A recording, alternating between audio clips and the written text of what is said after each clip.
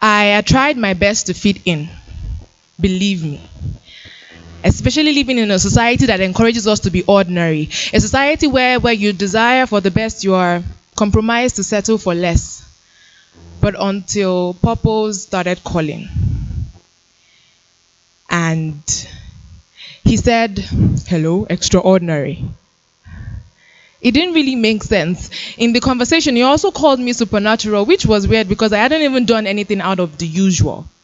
But purpose doesn't call those that are seemingly ready with all the things. He calls those that are willing. And so purpose kept calling.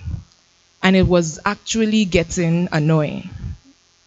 And so the little bit of willingness and curiosity came alive inside of me. I wanted to know what exactly the purpose want from me. So when I eventually picked up the call, I found out that purpose didn't want anything from me. He simply wanted me.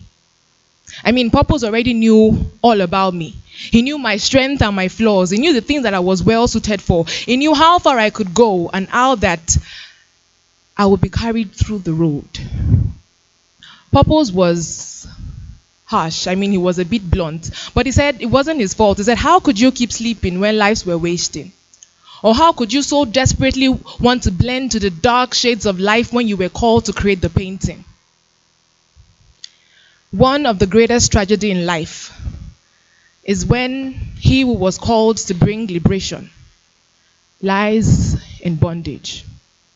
And so how can he become free? In the words of Bob Marley, emancipate yourself from mental slavery. But can the standards in life give a man his true identity? Well, in my conversation with Purpose, I stayed on the phone and we talked for a bit more, but I still had some questions, like, why me?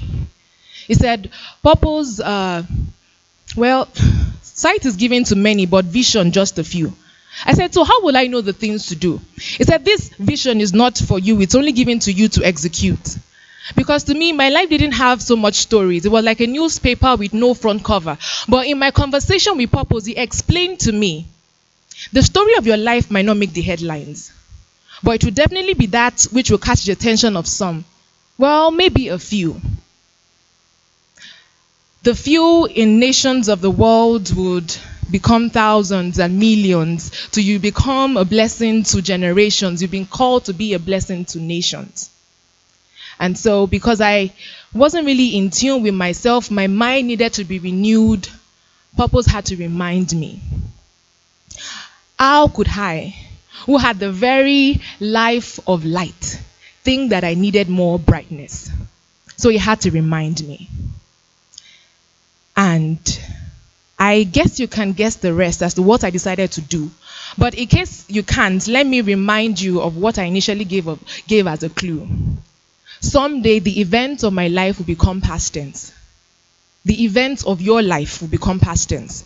And it will be told in reference to the things that you do in the present and the impact it will make on the future. You see, someday for your children, you will write a receipt of the price you had to pay. And for their children and their children's children, so your legacy is impressed on the hearts of generations yet unborn, and it stands. Even though it will still be left to them to choose to take a stand. Time happens to us all.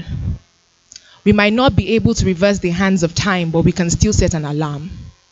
We could still wake up right on time to do the things that we forgot to. We could still build some values and lay down some principles.